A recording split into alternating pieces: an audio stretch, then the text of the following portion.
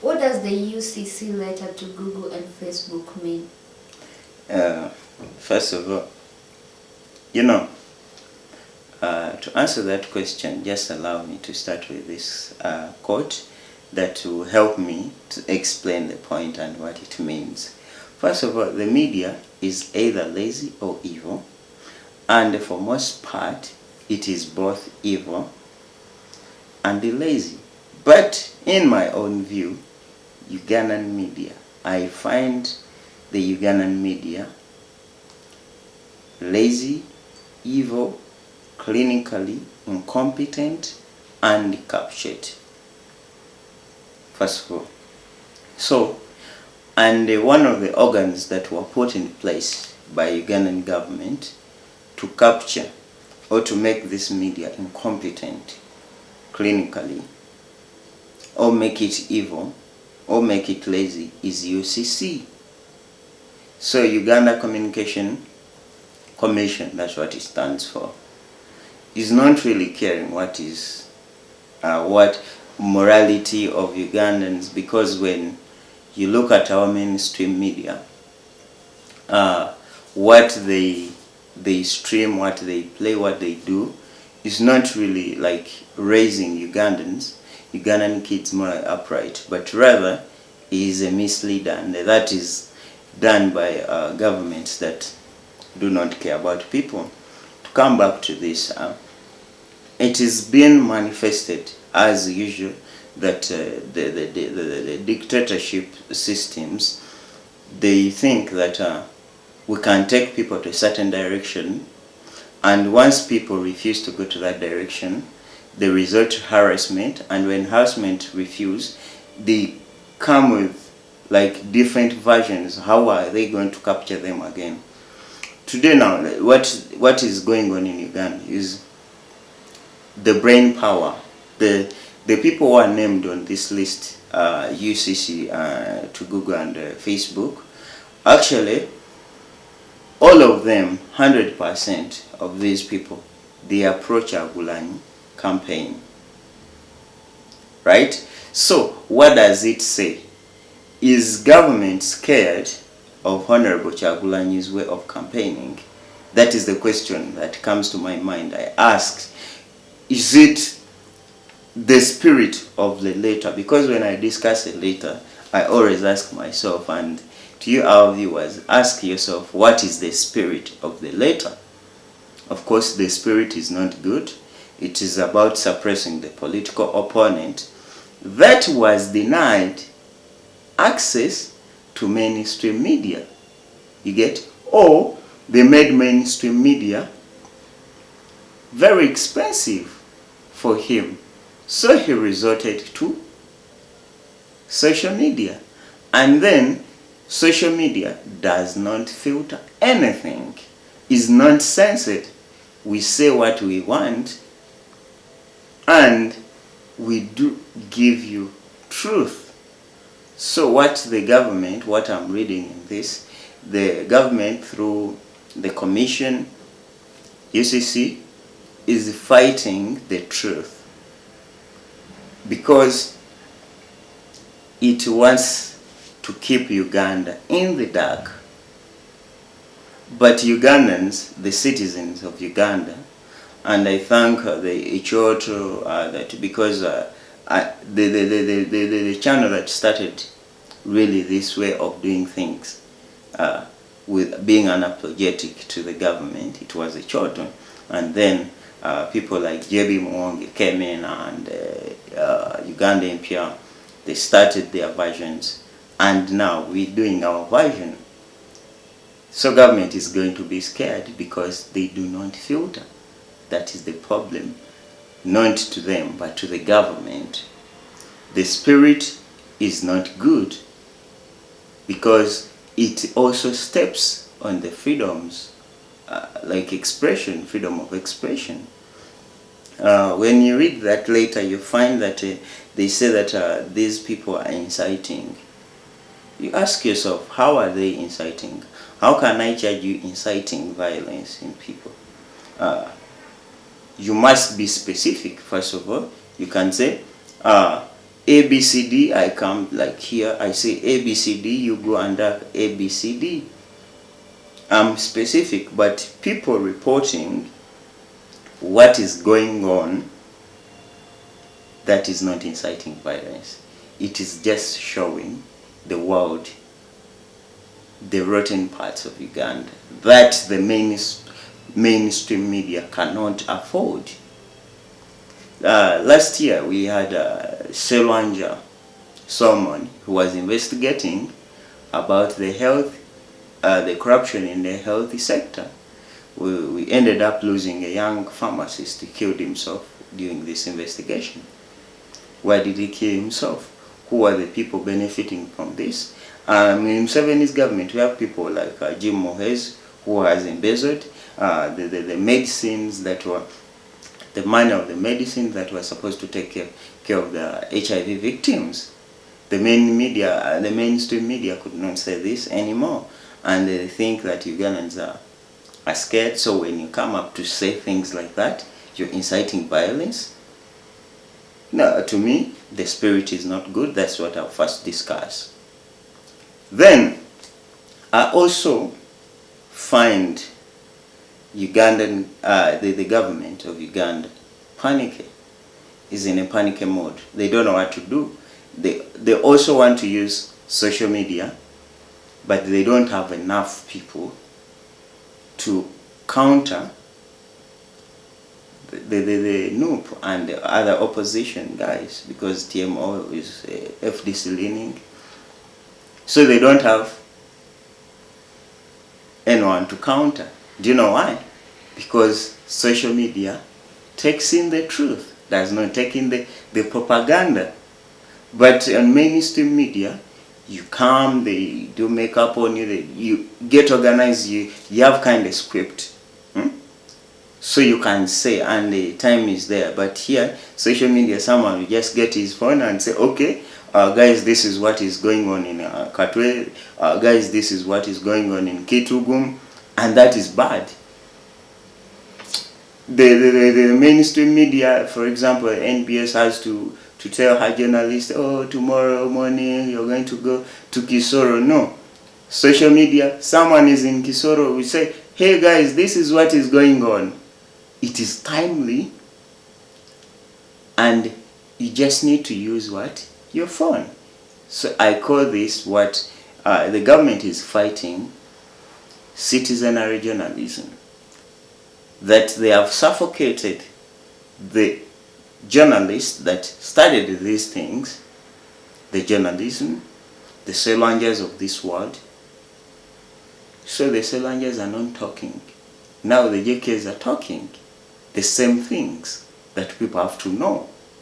And that is bad for a government like Museveni's government that has been surviving on donations from outside. So the donors are saying, what we're seeing is not right. Okay, this is not the first letter that they are trying to block different groupings. Just on 11th December, there is a Media Council of Uganda introduced new laws against journalists. But these journalists went to school to study these degrees. Why do they want them to register now?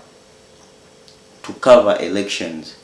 And previously, the same government has denied international observers to these elections. Just like in Burundi, they said you're allowed to come and observe the election, but election is going to happen next week. But you have, when you come to Burundi, you have to self-quarantine yourself for 2 weeks. So it means by the time you move out of the quarantine, the election is done. What are you going to observe? So this is the same thing. I think since Uganda cannot borrow, the people who are governing Uganda, they cannot borrow brilliant ideas, so they will borrow stupid ideas like that. The same government, I think also 3 weeks ago, they deported CBC journalists that were from Canada. 2 of them. Why were they deported?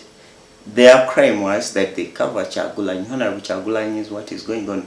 But the first principle of journalism when a dog bites someone, it's not news. But if someone bites a dog, that makes news. So Museveni coming out and waving to people as usual, as he's been doing, does it make news? But shooting Dan Magic, who's a very close friend and the producer of Bobi Wine, it makes news. Shooting at electoral commission police personnel that was given to Kyagulanyi, it makes news. Arresting Kyagulanyi, it makes news. So if an international correspondent, what are you going to say? For example, today as we're talking, Kyagulanyi's car yesterday was knocked by who? By police. That makes news. The other day, police ran over 5 people and the same police blocked ambulance to take these people to hospital. That makes news. So what does the government of Uganda doing that make news so that these international correspondents are going to report? Do you know what makes news from the government? The government promised Ugandans to give them masks at 59 billions, and then, you know what makes news? That same money gets stolen. By who? People in the government. That's what the government news is. Then you will hear the government is going to parliament to ask for 82 billions to do what? To buy radio sets. To do what? To give citizens so that they can listen from their homes. Before you know, they tell you ABC has stolen the money. That's what makes news in Ugandan government. And is that good news? So what I think, these people who are threatened so that by Google and so the government of Uganda is telling Google close these channels, YouTube channels, and telling Facebook, they are forgetting one thing.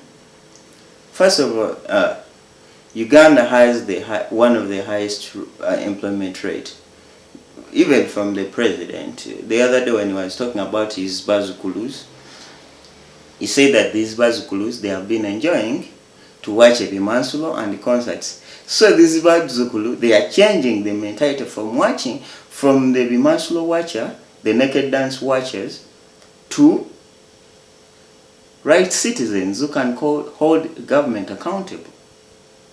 If you're a president of Uganda who has been there for 35 years, you raise these kids, you'll be happy that now they are really minding the business. They love their country. That is the only crime they are making. That is the only crime we are making. Because, first of all, government came up with the first, I think like a month ago, they wanted people like me to use this YouTube channel to first register with the UCC. Right? Why did they come up with that? Now that failed because most of the owners of these channels are not directly in Uganda. They do their things because they love the country. Away from home. Some are in Turkey, some are in UK, USA, Italy, Netherlands. So they are random channels. And according to the Constitution of Uganda, that way it allows freedom of expression. Back to unemployment. The same government is going to United States, right to Zuckerberg's company. A guy started his company at 24 years. He was a youth. United States of America provided the environment for that young man to be innovative. And his company today is helping other youths to bail themselves from captivity. You understand? These channels that are named, yes, they get something out of it. And it is good to earn from a cause of other people, to fight for other people. The only thing, they are just reporting what is going on, nothing edited. They want you, because someone's head is cut off, someone to say, no, they have added another head on him. That's what the government wants to say. But you cut off someone's leg. So that's what someone is reporting. That a part of one of our member, his head is off. So you want to tell them that you want these people to report that the police and the army has blocked Chagulanyi from going to a district, the next meeting. So you want them to say, no, Chagulanyi is now addressing people, but the only thing they are saying is addressing these police officers. No. They will tell you, okay, as we are talking, Honorable Chagulanyi has been blocked from moving to the next district, and we are in a swamp. That's where we're going to sleep. That is the truth. Last time they did this to him, he slept outside, right? So the DPs come to give him 5 minutes. I give you 5 minutes to go out from my districts. So you want to say, no. The DPC told Mr. Chagulanyi he should stay here for the next 5 hours. She said 5 minutes. That is truth, right? These are the incidences that make government look stupid, incompetent, and evil. But according to UCC, they say that these YouTube channels, these platforms, they misrepresent information, views, and facts, and invent in a manner that mislead the public. Misleading the public how? First of all, these same people who are owning these channels, they are members of the public, right? And they only talk about what is happening, no one, or express their views. For example, for us at this channel, we don't just report, but we analyze. Just because we are not evil enough, like those in government, does not make us misrepresentatives. We are just thinkers. We ask stupid questions and we want answers. You understand? So that does not make those Ugandans who owns those channels misrepresentation. I've given you scenarios. You just come that, okay, the government promised to give people masks and indeed delivered those masks. But these channels are saying otherwise. It is true the government did not, right? Come and tell me that, okay, these channels are saying Honorable Zake was beaten by the government that raised him, that humanized him, to make him using clutches. Is the same government, or that Betty Namboze Bakileke Honorable, her back was not broken by the same government. And these channels, are they saying otherwise? The answer is no. So you want to tell me the same government, these people are reporting now, they were reporting that there is one guy, Omale, from Nigeria, comes, he performs in Uganda. A crowd is more than 200 people, no social distancing. He celebrates, he's a happy guy. He performs at the watch of police, and you want them to say that no, the police was not there. So is it what you want to say? Is that misleading or reporting what is happening? Omale came to Uganda, he performs under police watch, he obtains a work permit. How did he obtain that work permit? How did he obtain it to come and work in Uganda? Okay. In a legit way. So these people are not misleading. Actually, they are showing the world that Uganda is kind of a wound that has been bleeding, but just government could afford to buy enough plasters to cover the blood. So for them, they are saying, no, we want real treatment. Let the wound be treated. That is what they are saying. But are there any legal means to charge these channels in Uganda? No, of course, there is an incident before. The same government tried to charge their TVO, and they lost the case. So what the government could do is maybe to find the individuals and charge them in Ugandan law. To find any charges against them, it will be difficult, right? Do you know why? Because in Uganda they allow freedom of expression and they are expressing themselves. So even by law, they are not breaking any laws. It is rather government recently has been trying to hack channels like Ghetto TV, Ghetto Media, which is specifically connected directly to Honorable Chagulanyi.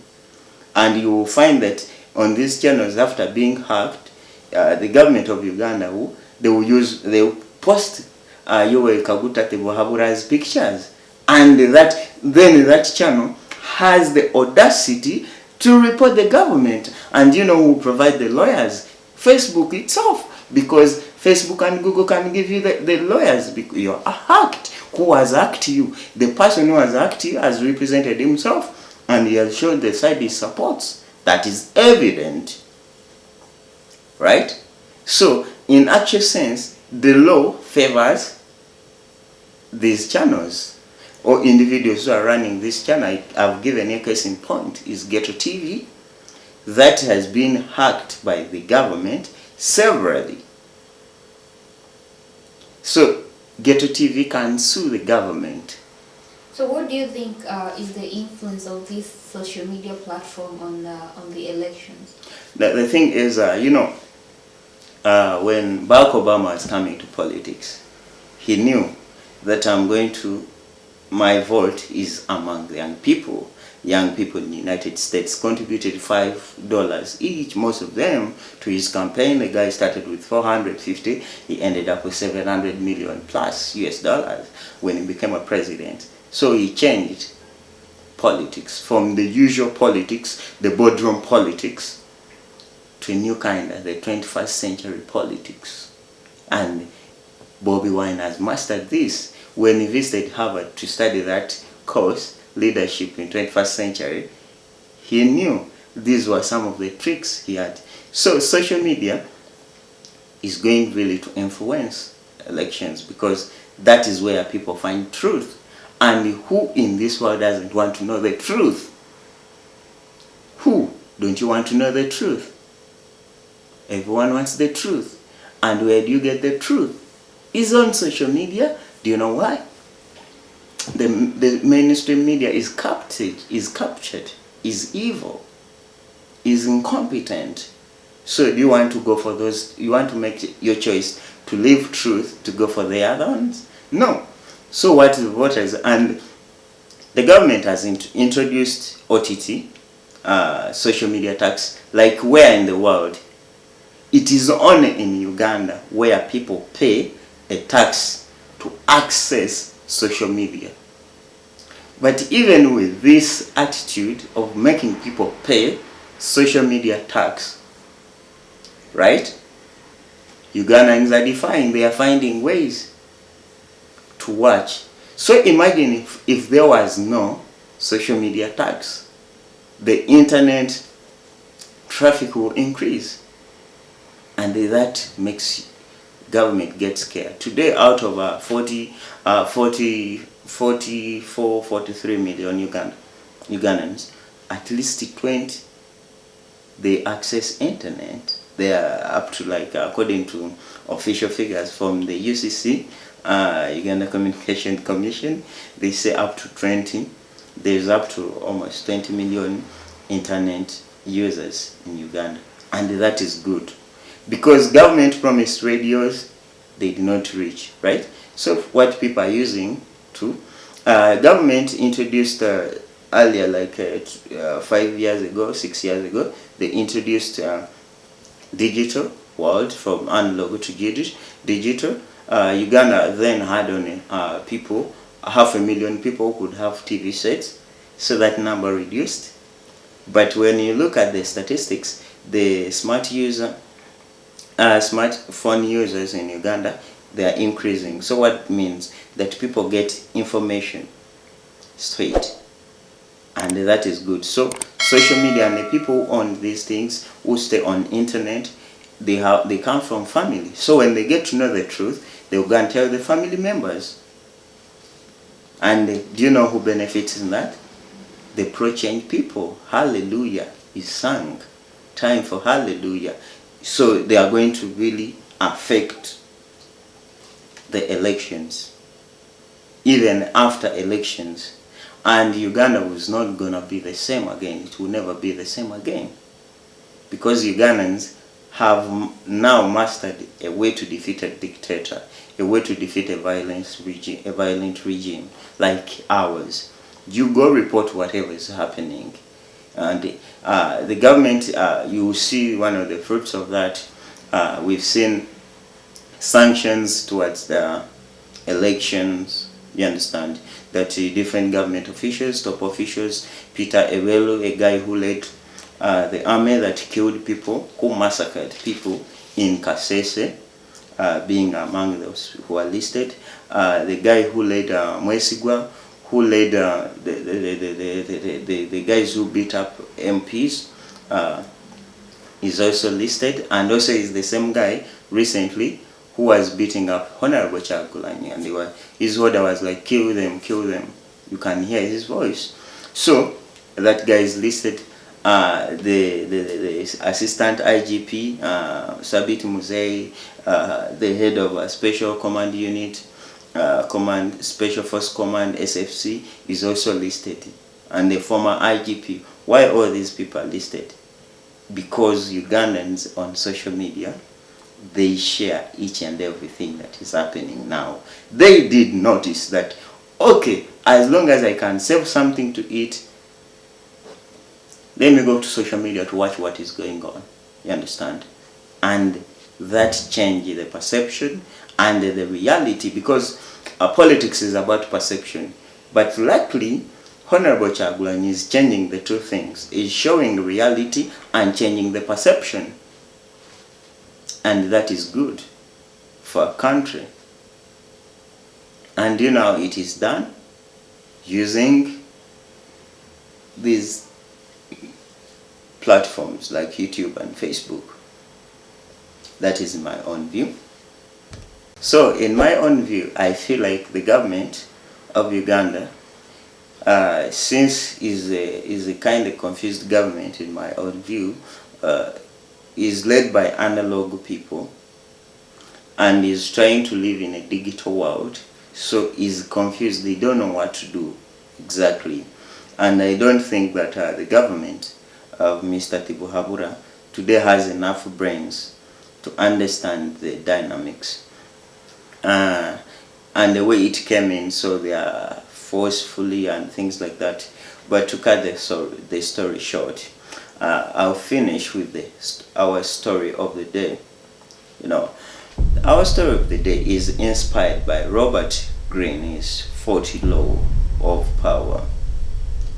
In his book, he taught us that sometimes it is wise to make your friends close, but your enemies closer. So by doing that, you can make your enemy work for you. And that brings us to the final story. Today, once upon a time, there was a king who had a bad smell. But he never knew about it because he surrounded himself with only yes men. But one day he got in an argument with a close enemy.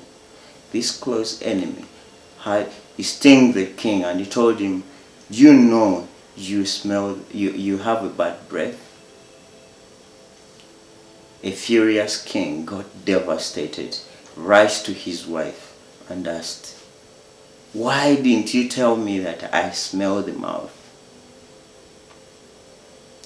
The innocent wife replied to him, oh, I thought every man smells the mouth, so that's why I did not tell you.